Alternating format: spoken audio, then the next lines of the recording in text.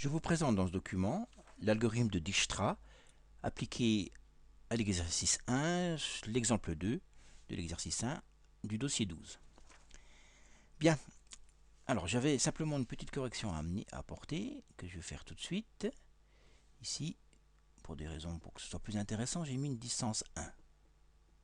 Voilà. Et puis j'ai aussi donné un nom à tous les sommets, petit a, petit b, petit c, petit d, etc. de façon à pouvoir les désigner plus facilement.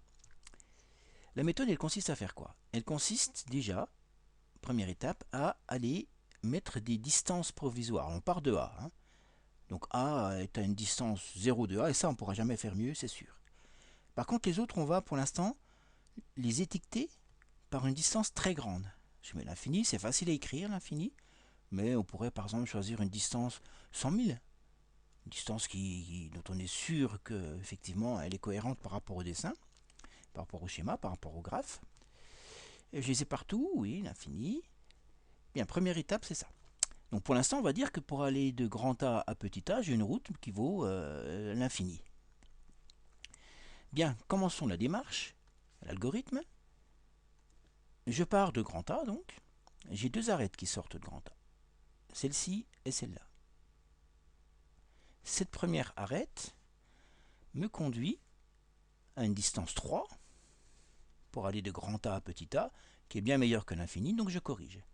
Même chose ici, une distance 12 est bien meilleure que l'infini, je corrige.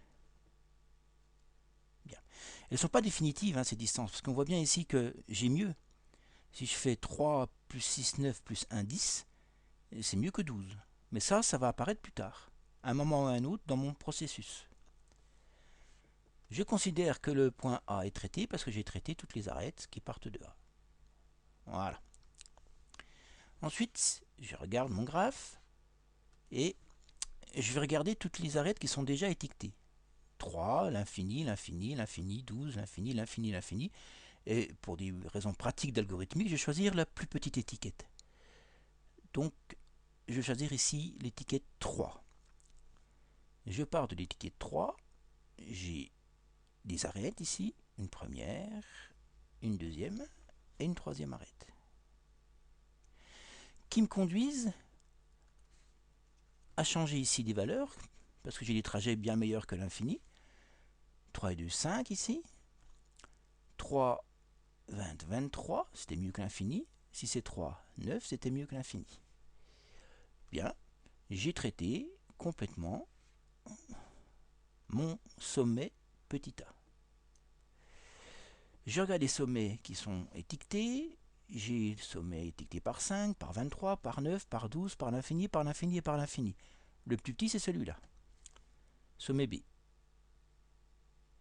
J'ai ici une route. Alors cette route, j'étais ici à une distance 5, 3 et 2, 5, et j'ajoute 4. Ah ben c'est bien meilleur que 23. Donc ici, je peux remplacer 23 par 9.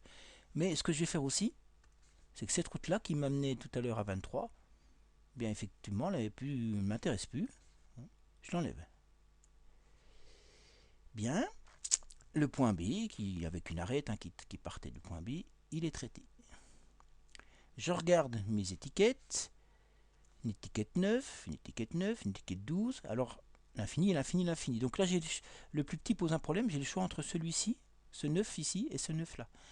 Donc là, on peut faire un choix au hasard, par exemple. Donc je repars du sommet, par exemple celui-ci. Alors qu'est-ce que j'ai comme arête? J'ai celle-ci. J'étais à une distance 9. J'ajoute 3, ça me fait une distance 12. C'est bien meilleur que l'infini. Bien. Celle-là, par contre, si je reprends celle-ci, si j'ajoute effectivement un 9, 20, j'arrive à 29, c'est bien moins bien que 3. Je la remets pas. D'ailleurs, c'est assez logique. Ça, en fait, c'est une idée de faire plusieurs fois la même. Donc là, je la mets pas. Elle n'est pas intéressante.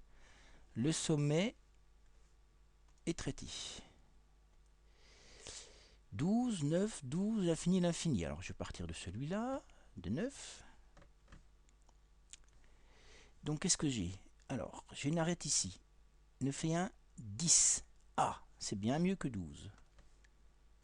9 et 1, 10, c'est bien mieux que 12.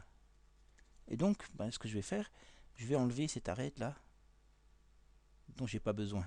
Ah, j'ai écrit, je suis à 10. Bien.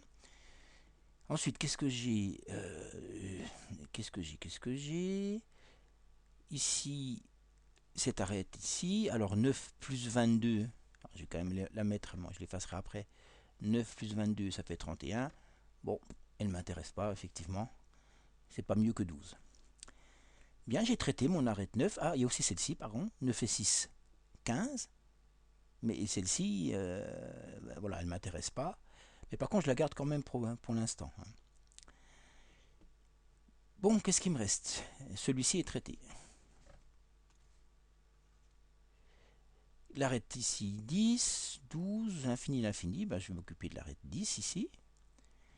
L'arête 10. Si je repars ici, 10 et 12, 22, évidemment c'est bien moins bien que 0. Donc je ne la mets pas. Ici par contre, 10. Alors 10 et un 11 non plus. 10 et 7, 17. Alors là c'est bien mieux. 10 et 7, 17. Voilà. J'ai traité cette arête là, j'ai traité cette arête là, j'ai traité cette arête là. Donc mon sommet ici est traité. Je crois, oui. Bien.